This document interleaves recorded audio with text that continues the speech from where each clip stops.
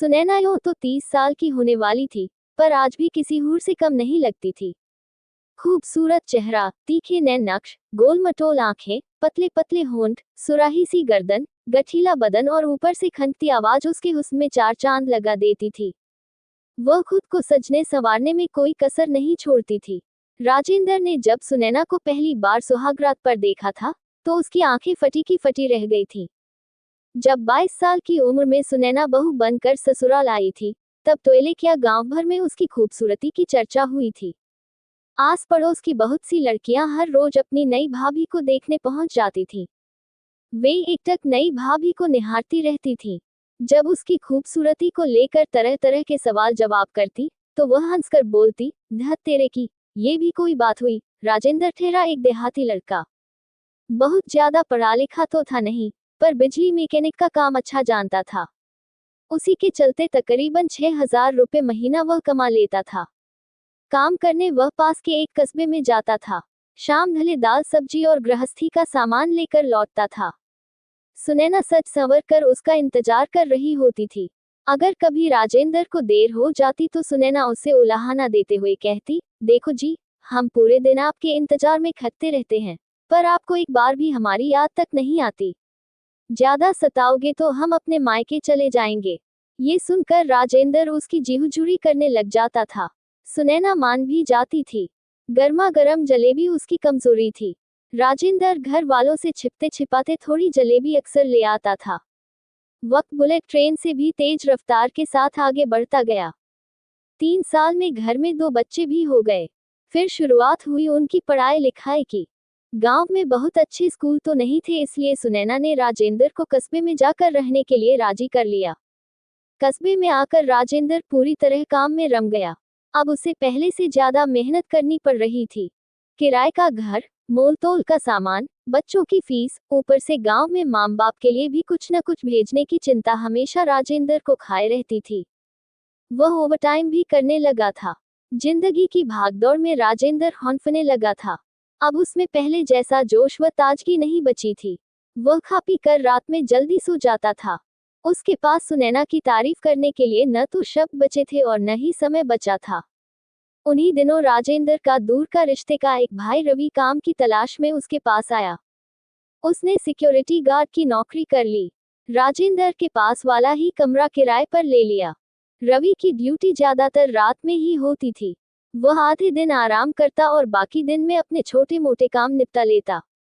सुनैना से उसकी पटरी खूब बैठती थी। खाली समय में वे दोनों खूब हंसी मजाक करते थे। रवि सुनैना की तारीफ के पुल बांधता तो वह मुंह में आंचल भरकर हंस देती थी। रवि उसकी मस्त हंसी में कहीं खो जाता था। रवि की अभी शादी नहीं हुई थी। वह भाभी के चुलबुलेपन, रूपक और मदमस्त अदाओं का दीवाना हो चला था। सुनैना भी उसे छेड़ने का कोई मौका जाने नहीं देती थी। एक दिन सुनैना रवि से बोली, गांव कब जाओगे? क्यों, आपके लिए कुछ लाना है क्या भाभी? हाँ, लाना तो है, एक देवरानी।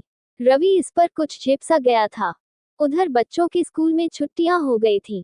राजेंद्र का साला संटू शहर घूमने आया था। वापस जाते समय वह अपने साथ दोनों बच्चों को भी ले गया। नानी के घर के क्या कहने, जाना तो सुनैना भी चाहती थी, मगर राजेंद्र के ख्याल ने उसे रोक दिया था।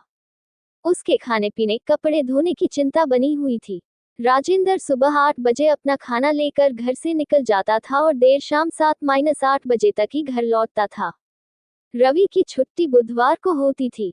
एक दिन वह आराम से दोपहर के 1 बजे तक सोकर उठा। चाय बनाकर पी। बर्तनों की खटपट की आवाज सुनकर सुनैना ने पुकारा, अरे रवि जी, थोड़ा आना तो। आया भाभी, कहकर रवि दौड़ा दौड़ा सुनैना के कमरे में गया। वह औंधे मुंह बिस्तर पर लेटी हुई थी। क्या हुआ? ज्यादा कुछ नहीं, थोड़ा सिर दर्द है। दुकान से दवा ला दो। रवि पास की केमिस्ट की दुकान से सिरदर्द की गोली ले आया। रवि ने सुनैना को गोली थमा दी और पानी का गिलास भी भर कर ले आया। रवि, तुम कितना ध्यान रखते हो हमारा, सुनैना ने चेहरे पर मुस्कान लाते हुए कहा। भाभी, आप कहो तो थोड़ा सिर भी दबा दूं? रवि ने अपनेपन में कहा। सुनैना ने हाँ में गर्दन हिला दी। रवि उसके सिरहाने एक कुर्सी पर बैठ गया। उसकी जादुई उंगलियां सुनैना के माथे पर थिरकने लगी।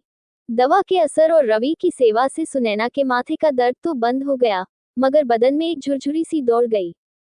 अब एक अजब सा खिंचाव सुनैना के मन में आ गया था। वह बड़ी मुश्किल से खुद को रोक पा रही थी। उसने बंद आंखों से ही कहा, ठीक है रवि, तुम्हारा शुक्रिया। अरे, शुक्रिया कैसा भाभी, अपने ही तो काम आएंगे। जब से यहाँ आया हूँ, मेरे सिर में आज तक किसी ने मालिश नहीं की है। आप कर सकती हो क्या? सुनैना सोच में पड़ गई कि आखिर आज रवि चाहता क्या है। बड़ी मुश्किल से वह खुद को रोक पाई थी। फिर आग पानी का मिलन, क्या करे, मना भी नहीं कर सकती। उसने खुद को वक्त के हवाले कर दिया। सुनैना की पतली लंबी उंगलियां रवि के सिर में हलचल मचा रही थीं। वह धीरे धीरे सुध बुध खो रहा था। उसने सुनैना की गोल मटोल हथेली को पकड़कर चूम लिया। सुनैना ने अपना हाथ खींचते हुए कहा, यह क्या है रवि? यह मेरा शुक्रिया है, भाभी। सुनैना ने रोमांटिक होते हुए कहा, बस इतना सा शुक्रिया। रवि ने सुनैना को अपने सामने की ओर खींच लिया। वह किसी धधकते ज्वालामुखी सी लग रही थी। आंखों के लाल लाल डोरे अंदर की हलचल को साफ बयां कर रहे थे। रवि ने अपने तपते होंठ सुनैना के गुलाबी होंठों पर रख दिए। इसके बाद हुई प्यार की बरसात में वे दोनों जमकर भीगे। जब एक दूसरे से अलग हुए तो दोनों ने मुस्कुराते हुए कहा, जी शुक्रिया।